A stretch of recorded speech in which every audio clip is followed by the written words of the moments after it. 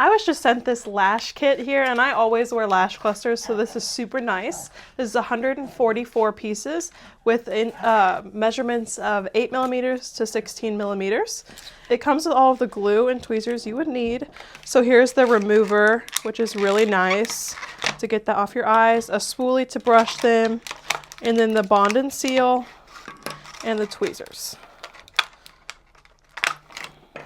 So here are the lashes themselves. Here are the lashes themselves from 8 to 16 millimeters. I would usually put on 16 on the outside and then slowly go in to get that cat eye effect. This brand also has a lot of other styles. These are the wispy ones. They're very full, and I'm very excited to do these. I pulled off one of the 16 millimeter ones from my corner, and I put some of the bond on there. And then I'm just going to put this on underneath my lashes, and I will come back when it's done. The lashes went on really great, and they're very nice and wispy and full. The pattern I did was 2 16s, 2 14s, a 12, a 10, and an 8. And I really like the way they look, and I'm excited to wear these out.